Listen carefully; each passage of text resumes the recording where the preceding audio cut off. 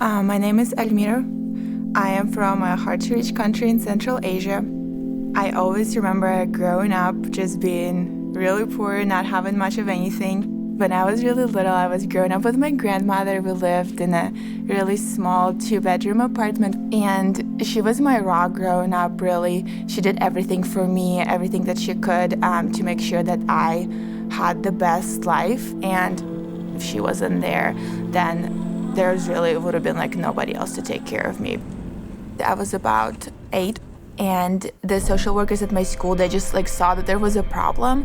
And one day they actually told me, guess what, we can take you to this place. It's called an orphanage, but it's okay, don't be too scared of it. So when I went to the orphanage, it was completely different from what they told me. And then my mother came to see me. And that's whenever she came to see me, and she for once didn't smell of alcohol. I thought she was a normal person.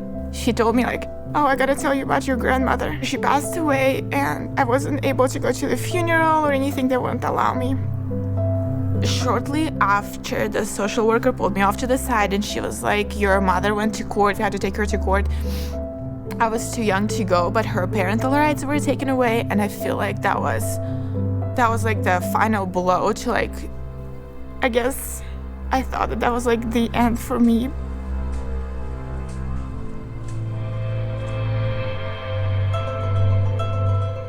I didn't specifically know who God was, or if he was really there, if he heard my prayers or not. But even in my little child's mind, I kind of knew that there's got to be somebody out there. I remember we were lined up, and that one day, I knew there was just something in the air, some buzzing, something was happening. We marched to the dining hall with the shoebox to just line up the walls. And then getting my shoebox, taking it back, then I opened my box, and it was magical, but just the smell, it smelled amazing, and everything was brand new in the box.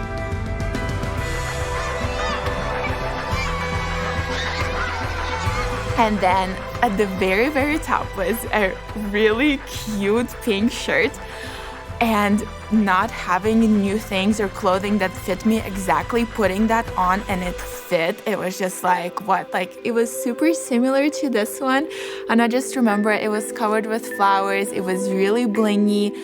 I don't even think I washed it for a couple of weeks because I was afraid if I gave it to the laundry, I might never get it back, because it made me feel like a princess.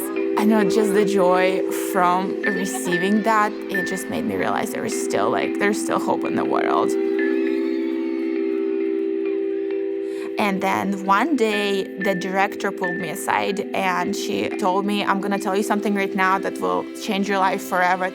There's an American family that wants to adopt you. And I was about to turn 14 at that time. And then I found out that I was gonna have all these uncles and grandparents, and I was gonna have a sister, my sister Sarah.